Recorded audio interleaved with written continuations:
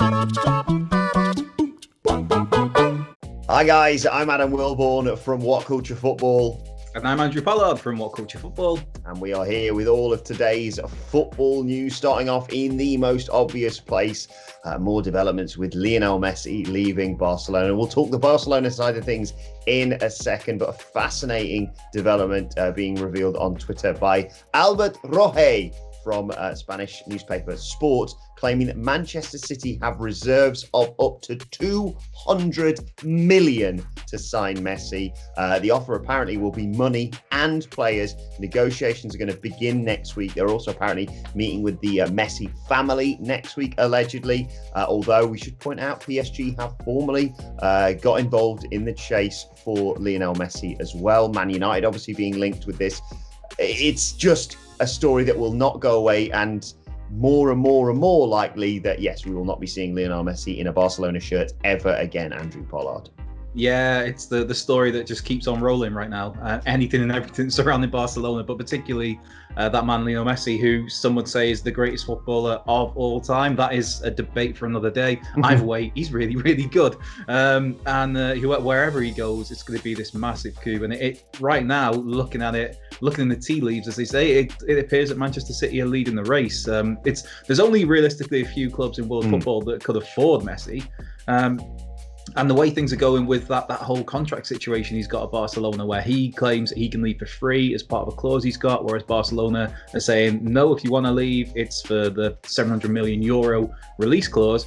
So, I mean, looking at it from the outside, you'd think that he is going to leave, it seems. And if he's going to leave, it would be probably a fee, a kind of happy medium of, say, a 200 million pounds. But yeah, a happy medium of that sort of fee. But yeah, it's obviously you'd be reuniting with Pep Guardiola at Manchester City. And I think what's interesting with Messi is that his whole career has been at Barcelona, obviously. So when he makes this move, I mean, it'd be a huge move, whoever was making it. But I think he's maybe looking for some familiarity when he's leaving. And obviously Pep is that kind of warm, fuzzy uncle that you can have a hug off. And he can tell you that you're really good and he knows how to get the best out of you. So it makes sense on a whole load of levels, really. Yeah, exactly. I think as much as, you can claim that, well, there are a number of clubs that have this amount of money to chuck around. Like you say, he wants some element of familiarity when he moves on, especially if he's going to tackle the whole, well, can he do it in the Premier League question, despite the fact he's done it on numerous occasions against Premier League clubs in the Champions League, of course, but that's, again, an argument for another time. I can see Man City, obviously, with the endless amounts of money that they have, and like you say, Pep being involved, being the leaders of this race. But whenever I've tried to do money plus players on Football Manager, it's fallen through for me. But you think that Man City have enough money and players to just keep chucking them at the problem to eventually try and solve it. As I said, negotiations supposed to begin next week. But moving on to the other side of things, all is not well as a result of all this. Barcelona, Andrew. Yeah, big calls at the moment for the president Josep Bartomeu to step down, to resign, because a lot of the Barcelona fans see him as being the catalyst for the unrest that's at Barcelona as a whole, and in particular the unrest that is surrounding Leo Messi and his seemingly impending departure. And so yeah, there's big calls, there's protests outside the Camp Nou for Bartomeu to resign. I was watching the video just before we started this of some old fella who was just like crying, sobbing at the gates outside the Camp Nou, holding his Messi shirt. And it's like, oh God, you've only had so many years of success. I feel really sorry for you as I'm sat here in my Wrexham shirt for the National League. So after our 12th season, this will be in this horrendous division. But I digress. Yeah, it's all kicking off, to coin a phrase, at the Camp Nou. And the big calls are for Bartomeu to go. And to me personally, I don't think that would make that much of a difference to the Messi situation. And also, Ronald Koeman, the new manager, has gone around and has basically rang the whole squad, apart from 3 or 4 players, and said, I don't want you. If somebody comes in for you, you can go. In the case of Luis Suarez, seemingly he's just going to be let go on a free transfer.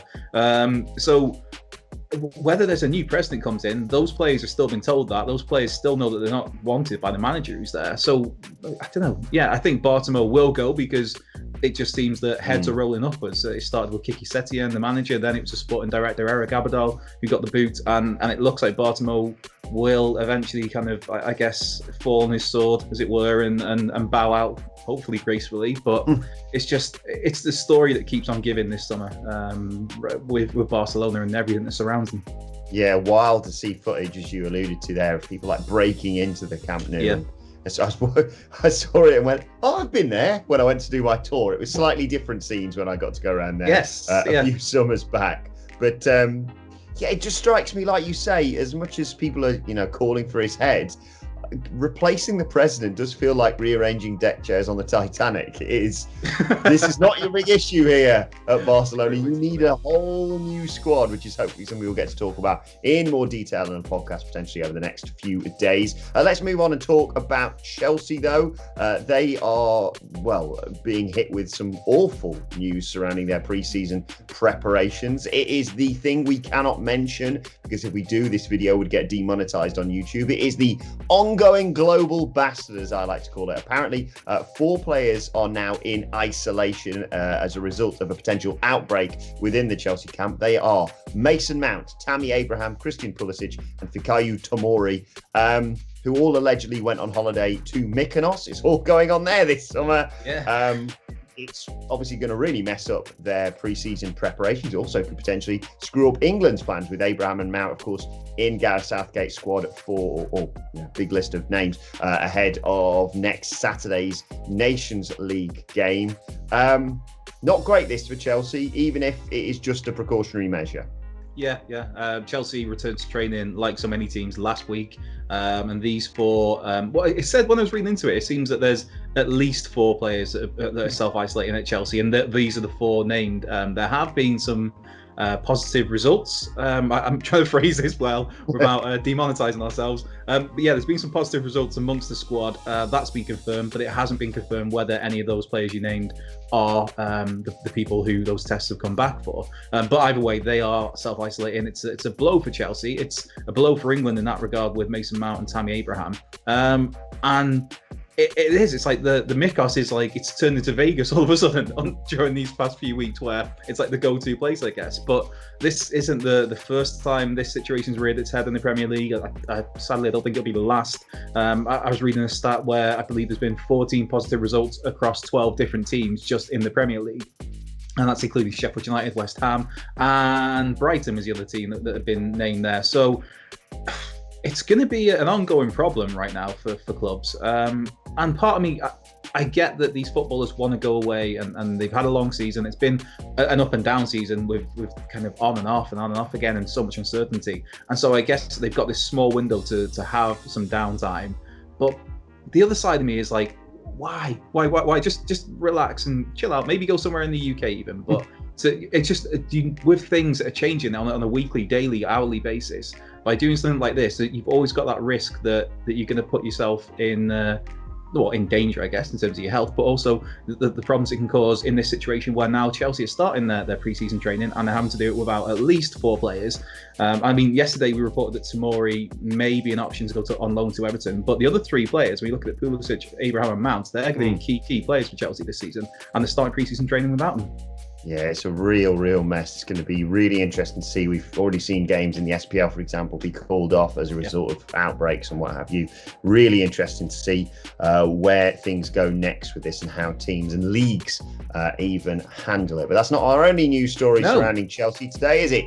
No. From one positive in one sense to other positive news for Chelsea. Actual positive news that the long gestated, I love that phrase, transfer saga around Ben Chilwell has been resolved, and Chelsea have a new shiny left back that's cost them a reported £45 million. More money being thrown around by Roman Abramovich, and more reason for enthusiasm for Chelsea fans ahead of this season. Because Chilwell, you could make an argument he's in the conversation as the best left back in the Premier League. He's been touted for years, it seems, but in these last 18 months or 2 years, he's really stepped up and shown why he had so much talk around him for years. And it's to me, it's a great get for Chelsea. I think 45 million. Don't know. In the market, supposedly we're in a deflated market right now, and if so, then I think 45 million may be a little bit steep for Ben Chilwell. But either way, he's a fantastic footballer. It's a great signing for Chelsea, and it kind of solves a problem for them, because they've had Marcos Alonso there, who I think he's great going forward, and he really works well if they play a wing-back system with three at the back. But when they play a flat-back four, which Lampard has done at times, he does look a little bit exposed as a pure left-back. And I mean, Emerson's coming at times. So I think Chilwell offers a solution, whether they're playing with three at the back or if they're playing with a flat-back four. I think it's great on that. And I believe you have a stat that you're very eager to share on Mr. Chilwell. Well, yeah, and before I get to that, it's just interesting to see, like you say, we saw Benjamin Mendy go for around this. We saw Wan-Bissaka go for a similar amount of money. So apparently that's the going rate for a really good left back right now. Yeah. I think it's a really good signing for Chelsea. I hope he's fares better than Danny Drinkwater did at Chelsea, let's be honest. But yeah, amazing stat. I saw this from Daniel Story on Twitter. In the last 2 years, Leicester have sold 3 players for £200 million who cost them £17.4 million to buy and have gained more points in each season. That is how you develop a club, isn't it? Wow, that's great business. Yeah, I think the success that Leicester are having, you trace it back to probably maybe 5 years ago, before they won the Premier League. Even just the shrewd business to pick up players like a Riyad Mahrez or N'Golo Kante to kind of essentially pluck them out of not obscurity but relative obscurity, and then to realise the talent they've got there, to nurture that talent, and then to obviously bring in ridiculous transfer fees, and also you win a Premier League title in there as well, just for giggles. Yeah, it's great business for Leicester. And Daniel Story, I've been actually reading over the weekend his Gaza in Italy book, which is a fantastic read if anybody's looking to relive the glory days of 90s Italian football. But yeah, when you look at the prices of fullbacks, on the flip side of that, there's stories, no matter, I don't know how true they're going to be, of Matt Doherty possibly going to Spurs for 15 million, which is an insanely low figure, if that is indeed true. You spoke to a Wolves friend of mine about this again, and my official quote from him is, yeah, I don't think that's going to happen. So there you go. There's the perspective on that. I can't see him go for such a small amount of money. Yes, obviously Leicester, it's a shame they've had to sell so many players, and some of their fans won't be happy about that. But the fact they got more points each season is the big takeaway as a result of making so much profit. I think they've got a question mark over them when Jamie Vardy retires, or if he gets a major injury. I don't know what's going to happen there. And losing Maddison obviously was a big loss, and partially, I'd say, contributed to the reason why they dropped out of the Champions League spots. But like we say, great signing for Chelsea. Really excited to see what they do next season. Let us know your thoughts on that and all of today's news stories in the comment section below. And don't forget to like, share, and subscribe. And subscribe to What Culture Football wherever you get your podcasts from for daily football podcasts when you're out and about on the go. You can continue the conversation on Twitter at WhatCultureFC. Watch there, follow both of us. You can follow Andrew Pollard at Cultured Left Peg. And you can follow me at Adam Wilborn. Follow us all at WhatCultureFC, as I said. But for now, this has been today's football news. Thanks, Andrew Pollard. Thank you for joining us, and we will see you soon.